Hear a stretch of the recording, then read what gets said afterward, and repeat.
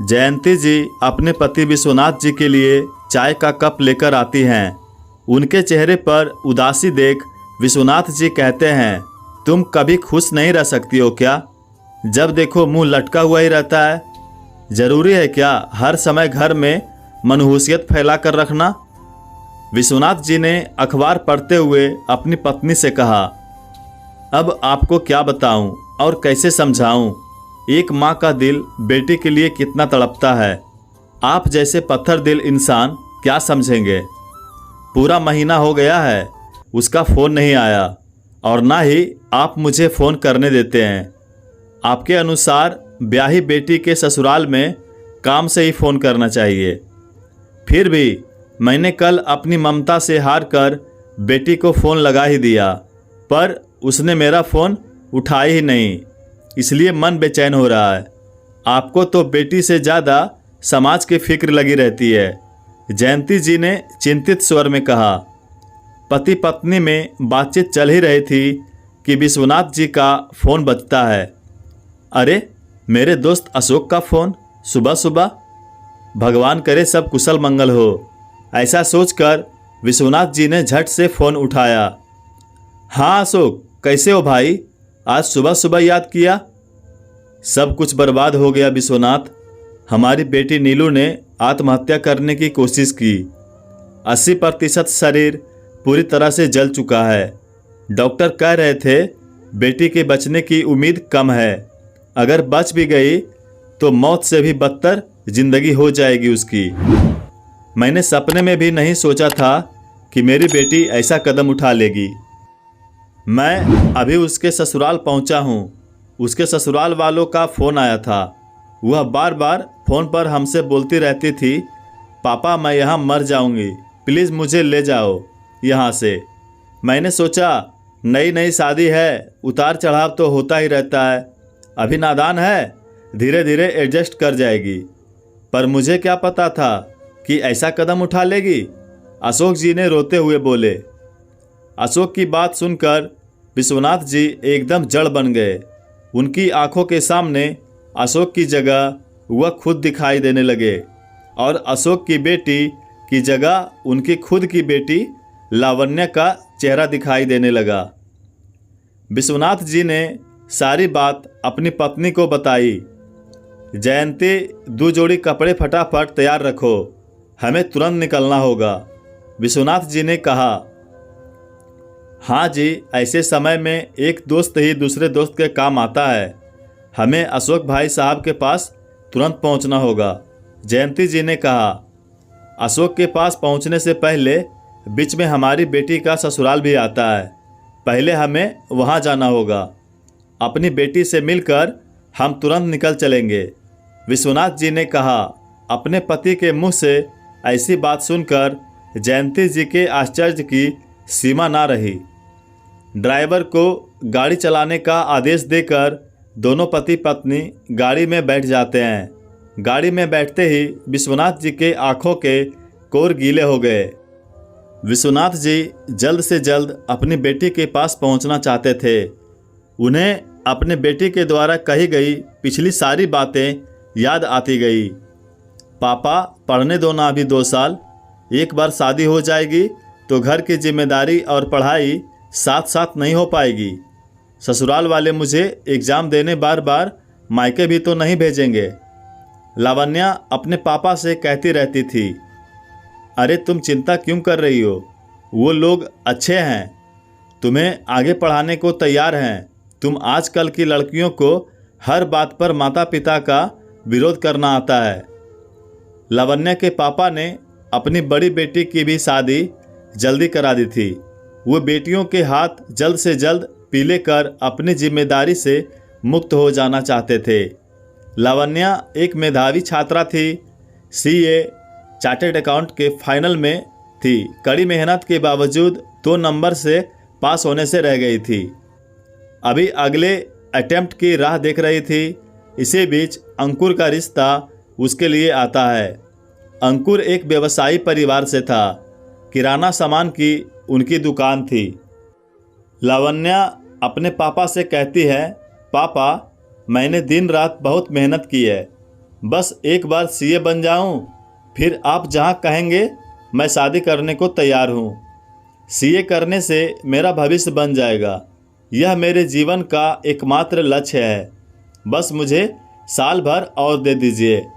लेकिन लावण्या के पापा ने उसकी एक ना सुनी और लड़के वालों को घर बुला लिया। हमें आपकी बेटी पसंद है, हम उसे बेटी बनाकर रखेंगे। वह अपनी आगे की पढ़ाई भी पूरी कर सकती है, अंकुर की मां कल्याणी जी ने कहा। लावण्या ने उनकी बात को सच समझ लिया, लेकिन उसे नहीं मालूम था कि कई बार लड़के वाले रिश्ता करने के लिए कुछ भी बोल देते हैं, फिर अपनी बात से मुकर जाते हैं। ससुराल में सपने पूरे होने के मौके कम ही मिलते हैं। लावण्या सामाजिक बंधन और पिता के दबाव में आकर शादी करने को तैयार हो जाती है। लावण्या के ससुराल में पति अंकुर, सास ससुर, ननद निधि और दादी सास जमुना सास जी थे। अंकुर ग्रेजुएशन कंप्लीट करते ही अपनी दुकान में बैठ गया था, क्योंकि उसे पढ़ाई में जरा भी रुचि नहीं थी और लावण्या की सास दादी सास जमुना की सेवा करते करते थक चुकी थी। उसे वह बोझ लगने लगी थी। वह जल्द से जल्द बहू लाना चाहती थी, जिससे अपने जिम्मेदारियों का बोझ बहू पर डालकर बेफिक्र हो जाए। लावण्या के आते ही कल्याणी जी ने मानो घर के कामों से संन्यास ही ले लिया। तीनों टाइम का खाना बनाने के साथ साथ लावण्या को घर के काम भी करने पड़ते और दादी सास की देखभाल भी करनी होती। दादी सास के लिए जो केयर टेकर रखी गई थी, उसे भी लावण्या के आ जाने से हटा दिया गया। नन्ही सी जान पर पहाड़ से जिम्मेदारी आ गई। ऐसी परिस्थिति में भी लावण्या ने हार नहीं मानी। सबके सोने के बाद जो थोड़ा वक्त मिलता, उसमें अपनी पढ़ाई करती। सुबह उसे जल्दी भी उठना पड़ता। जब कल्याणी जी को पता चला कि लावण्या ससुराल में भी पढ़ाई कर रही है, तो उन्होंने लावण्या से कहा, बहू, अपने सपने मायके में ही पूरे करने चाहिए। एक बार तो तुम वैसे भी सीए फाइनल में फेल हो चुकी हो, अब ससुराल अपनी गृहस्थी संभालो।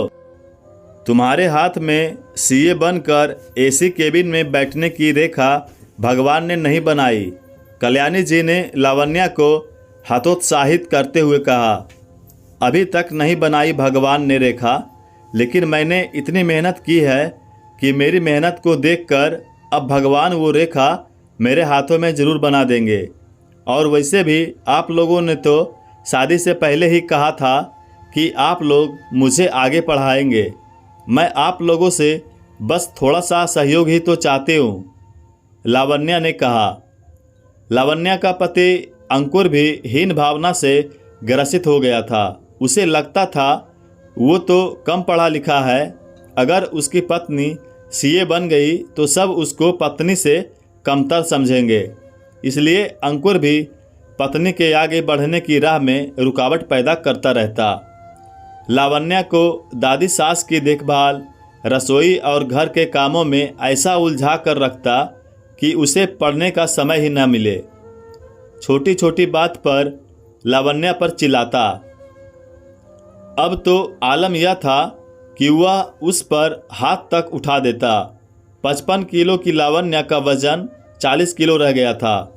एक बार लावण्या के पापा त्योहार का शगुन लेकर आए। उन्होंने देखा उनकी बेटी न मानसिक रूप से स्वस्थ है न शारीरिक रूप से। पापा, मुझे अपने साथ कुछ दिनों के लिए ले चलिए, मेरे एग्ज़ाम भी पास आ रही है। मैं वादा करती हूँ इस बार मैं ज़रूर पास हो जाऊँगी, लावण्या ने रोते हुए कहा। लेकिन बेटी के आंसुओं से ज़्यादा वजन समाज के बनाए नियमों का था। हाँ ठीक है, यहाँ शहर में मुझे कुछ काम है, वापस आकर तुम्हें साथ ले चलूँगा, विश्वनाथ जी ने कहा। लावण्या इंतज़ार करती रह गई, लेकिन पापा वापस उसे लेने नहीं आए।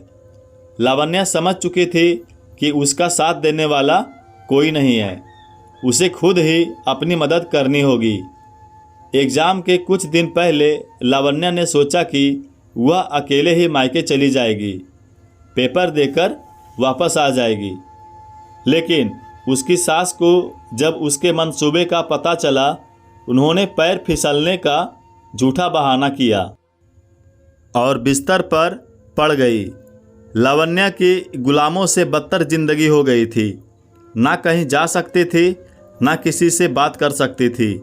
सारे दिन नौकरों की तरह काम करो और बदले में रूखी सूखी मिलती थी, यह भी तानों के साथ।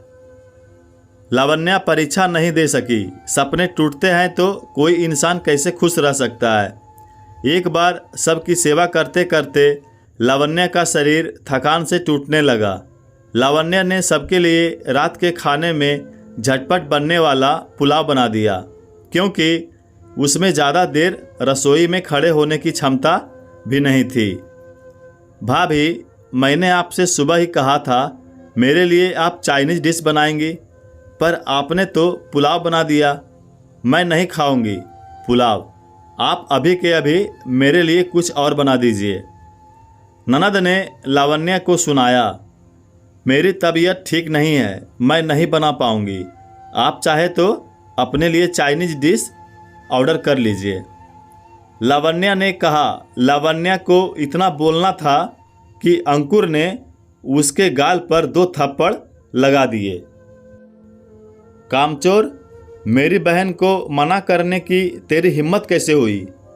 अभी के अभी उसकी पसंद का खाना बना कर ला। अंकुर ने कहा। लावण्या से अब बर्दाश्त नहीं हुआ। उसने अपने आप से कहा, अब बस, बहुत हुआ। और उसने अपने पापा को फ़ोन लगाया। पापा, मैं यहाँ मर जाऊँगी, प्लीज़ मुझे इस नर्क से ले जाइए। लेकिन इस बार भी उसके पापा 4 लोगों की परवाह कर रहे थे, उसे लेने नहीं आए। ससुराल में उसे उसके हाल पर छोड़ दिया। ड्राइवर ने ज़ोर से ब्रेक लगाया। सर, यहीं रुकना था ना? ड्राइवर की आवाज़ सुनते ही विश्वनाथ जी वर्तमान में लौट आए। विश्वनाथ जी ने घबराते हुए बेटी के ससुराल की बेल बजाई। दरवाज़ा लावण्या की ननद ने खोला। सामने लावण्या के माता पिता को देखकर सब चौंक गए। विश्वनाथ जी और जयंती जी की आंखें अपनी बेटी को खोज रही थी। तभी उन्हें लावण्या साड़ी पहने, सिर पर सिर दर्द के कारण पट्टी बांधे, एक पैर से लंगड़ाते चलती हुई दिखाई दी। उसके दाहिने पैर पर कच्चा प्लास्टर लगा हुआ था और वह अपनी सास के लिए टीवी के सामने खाना लेकर आ रही थी और उसकी सास आराम से बैठकर टीवी देख रही थी। लावण्या कपड़े लेने छत पर गई थी तो जल्दबाजी में उसका पैर फिसल गया और दाहिने पैर में प्लास्टर लग गया। लावण्या सूख कर कांटा हो चुकी थी। अपनी बेटी की ऐसी दशा देखकर जयंती जी का कलेजा मुंह को आ गया। क्या हालत कर दी आप लोगों ने मेरी बच्ची की। आप तो खुद कह रही थी बहू को बेटी बनाकर रखेंगे, उसे तो आपने इंसान ही नहीं समझा। उसके पैर में प्लास्टर लगा हुआ है, यह काम कर रही है और आप सब आराम कर रहे हैं। हर एक औरत अपनी जिम्मेदारियों को निभाते हुए अपने सपने भी पूरा कर सकती है, अगर घर वाले थोड़ा सहयोग करें तो। आप लोगों ने हमें आश्वासन दिया था कि हमारी बेटी ससुराल में रहकर भी अपने सपने पूरा कर सकती है, लेकिन आप लोगों ने उसे सपने देखने लायक ही नहीं छोड़ा। मेरी बेटी ना मायके में अपने सपने पूरा कर पाई, ना ही ससुराल में। जयंती जी ने गुस्से से कहा, हम अपनी बेटी को अभी के अभी लेकर जा रहे हैं। अब वह अपनी परीक्षा देकर ही वापस आएगी। अगर आप लोग आश्वासन देंगे कि उसके साथ अमानवीय व्यवहार नहीं किया जाएगा तो मैं अपनी बेटी को अशोक की बेटी की तरह मरने नहीं दूंगा। आप सही कह रहे हैं। 4 लोगों की परवाह हम कब तक करेंगे? अगर हमारी बेटी को कुछ हो जाता तो 4 लोग नहीं आते हमें संभालने के लिए। जयंती जी ने कहा, सुनिए दामाद जी, अगर एक महिला को ससुराल में चोट पहुंचाई जाती है तो उसकी प्राथमिक जिम्मेदारी पति की ही होती है। हम चाहें तो आप पर केस भी कर सकते हैं। विश्वनाथ जी ने अंकुर के कंधों पर हाथ रखते हुए कहा। विश्वनाथ जी ने अपनी बेटी को सहारा दिया और ले गए। अपने साथ सब देखते ही रह गए। मायके में लावण्या के मम्मी पापा बहन ने उसका बहुत ध्यान रखा। उसके मानसिक और शारीरिक स्वास्थ्य पर सुधार आया। सीए की फाइनल एग्ज़ाम में पास होकर उसे चार्टर्ड अकाउंटेंट की डिग्री मिल गई। अब अपने पूरे हक के साथ ससुराल आती है। नौकरी मिलते ही घर के कामों के लिए सहायिका का इंतजाम कर दी गई। अब लावण्या अपने साहस के इस दम पर नौकरी और घर दोनों संभाल रही थी। ससुराल वाले भी समझ चुके थे कि लावण्या के साथ अब उसके मायके वालों का साथ है, वह लवारिस नहीं है। दोस्तों, कठिन परिस्थिति में मायके वालों को बेटी का साथ जरूर देना चाहिए। उसे कमज़ोर ना महसूस होने दें। जब तक आपकी बेटी ससुराल में अच्छे से रच बस नहीं जाती, तब तक माँ बाप से ज़्यादा उसे कोई समझ ही नहीं सकता। कहानी अगर अच्छी लगी हो तो लाइक सब्सक्राइब करके जाइएगा। धन्यवाद।